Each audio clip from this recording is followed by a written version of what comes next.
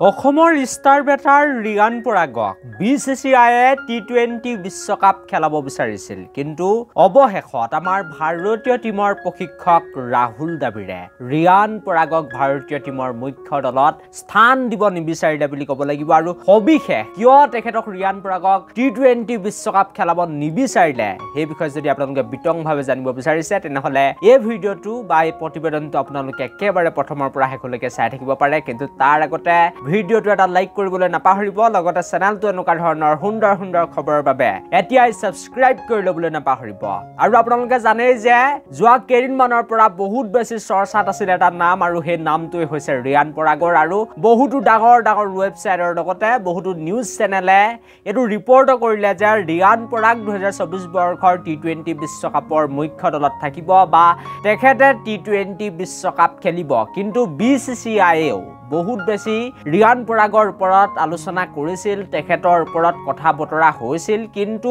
অৱশেষত একেবাৰে লাষ্ট মমেণ্টত আমাৰ ভাৰতীয় ক্ৰিকেট দলৰ যিজন প্ৰশিক্ষক সেই প্ৰশিক্ষক গৰাকীয়ে ৰিয়ান পৰাগক খেলাব নালাগে বুলি টি20 বিশ্বকাপ মন্তব্য আগবঢ়ালে আৰু সেইবাবে ৰিয়ান পৰাগে টি20 বিশ্বকাপৰ মুখ্য দলত স্থান লাভ নকৰিল বুলি ক'ব লাগিব আৰু কিয় ৰাহুল দ্ৰাবিড়ে ৰিয়ান পৰাগক টি20 বিশ্বকাপ খেলাব নিবিচাৰিলে বা তেওঁৰ ওপৰত কিয় ভৰসা নকৰিলে সেই বিষয়ে যদি আপোনালোকক মই জনাবলৈ যাওঁ তেনেহলে আপোনালোকক জনাই দিব বিচাৰিছো যে যোৱা বছৰ আণ্ডাৰ-23 বা ইমাৰ্জিং এছিয়া কাপ অনুষ্ঠিত হৈছিল আৰু সেই ইমাৰ্জিং এছিয়া কাপত আমাৰ অসমৰ সুপাৰষ্টাৰ বেটাৰ ৰিয়ান পৰাগে ভাৰতৰ এ টিমত স্থান পাইছিল কিন্তু সেই এ টিমত স্থান পাওঁতে ৰিয়ান পৰাগে ইমান বেছি ভাল প্ৰদৰ্শন কৰিবগৈ পৰা নাছিল বিদেশৰ মাটিত গৈ আৰু শ্ৰীলংকাত যিহেতু এই খেলবিলাক অনুষ্ঠিত হৈছিল ইমাৰ্জিং এছিয়া কাপ আৰু সেই ইমাৰ্জিং এছিয়া কাপত যিবিলাক মেচ হৈছিল সেই মেচ বিলাকত বহুত বেছি আমি দেখা পাইছিলো যে স্লো পিচ আছিল বা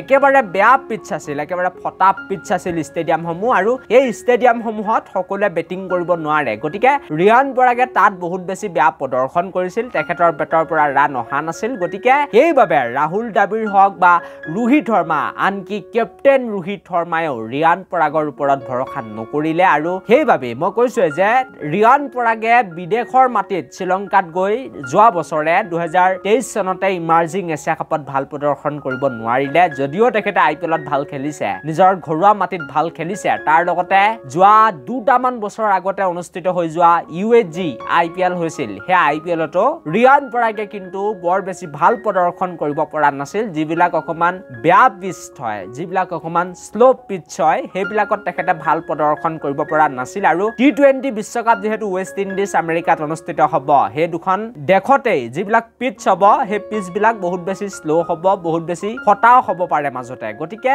সেইবাবে ৰিয়ান পৰাগৰ ফালে এতিয়াই বিচিচিআই যাব নোখোজিলে আৰু ৰাহুল দ্ৰাবিড় তাৰ লগতে ৰোহিত শৰ্মাই যিসকল অভিজ্ঞ অকমান প্লেয়াৰ আছে যিসকল খেলুৱৈ আন্তঃৰাষ্ট্ৰীয় ক্ৰিকেট দলক ইতিমধ্যে প্ৰতিনিধিত্ব কৰিছে বা ভাৰতীয় ক্ৰিকেট দলৰ হৈ খেলিছে তেওঁলোকৰ ফালে যাব বিচাৰিলে কিন্তু আমাক যি বিশেষ সূত্ৰৰ ফালৰ পৰা জানিবলৈ দিছে সেইমতেতো ৰিয়ান পৰাগক বিচিচিআই টি20 বিশ্বকাপ খেলাব বিচাৰিছিল অজিত আগৰকাৰ হওক বা বেলেগ বিচিচিআই যিসকল চিফ সিলেক্টৰ আছিল তেওঁলোকে কিন্তু ৰিয়ান পৰাগৰ ফালে বহুত বেছি চাই আছিল কিন্তু একেবাৰে লাষ্ট মমেণ্টত বা অৱশেষত ভাৰতীয় টিমৰ যিগৰাকী প্ৰশিক্ষক মেইন মুৰব্বী গৰাকীয়ে বা প্ৰশিক্ষক গৰাকীয়ে যেতিয়া এই কথাষাৰ কৈ দিয়ে বা এনেকৈ যিহেতু ইমান বেছি পছন্দৰ নকৰে এগৰাকী খেলুৱৈক তেতিয়া হয়তো কেতিয়াও ভাৰতীয় দলত স্থান দিব নিবিচাৰে আৰু বহুতে ক'ব যে এইবিলাক কথা মই ক'ত গম পালো বুলি সুধিব পাৰে মোক কমেন্ট সেকশনত কিন্তু তেওঁলোকক মই এটাই কথা জনাব বিচাৰিম যে আমাক যি বিশেষ সূত্ৰ আছে সেই সূত্ৰৰ ফালৰ পৰা আহে এইবিলাক কথা জানিবলৈ দিছে আৰু আপোনালোককটো মই জনাই দিছিলো যে এই কেইদিনতে টি20 বিশ্বকাপৰ বাবে ভাৰতীয় টিমটো ঘোষণা কৰিব আৰু ঠিক আপোনালোকে দেখিলে কালিৰ দিনটোত ইণ্ডিয়া টিম আহি গ'ল আৰু কেৱল ৰিয়ান পৰাগে নহয় অভিষেক শৰ্মা মঈন যাদৱৰ ওপৰতো বিচিচিআই বহুত বেছি চৰ্চা কৰিছিল তেওঁলোকৰ ওপৰত বহুত বেছি আলোচনা কৰিছিল তেওঁলোকক খেলাব পাৰি নেকি টি20 বিশ্বকাপ কিন্তু অৱশেষত যিগৰাকী আমাৰ ভাৰতীয় ক্ৰিকেটৰ প্ৰশিক্ষক তেখেতেই সিদ্ধান্ত ল'লে যে যিসকল খেলুৱৈ এইবাৰ আইপিএলত ভাল খেলিছে যিসকলে এতিয়ালৈকে ভাৰতীয় ক্ৰিকেট দলক এখনো মেচত প্ৰতিনিধিত্ব কৰা নাই তেওঁলোকক কিন্তু আমি এইবাৰ টি20 বিশ্বকাপ খেলিবলৈ নিদু আমি এক্সপিৰিয়েন্স খেলুৱৈৰ ফালে যাব বিচাৰিম গতিকে এই ভিডিঅ'টো মই ইমানতে সামৰণি মাৰিব বিচাৰিছো thank you for watching this video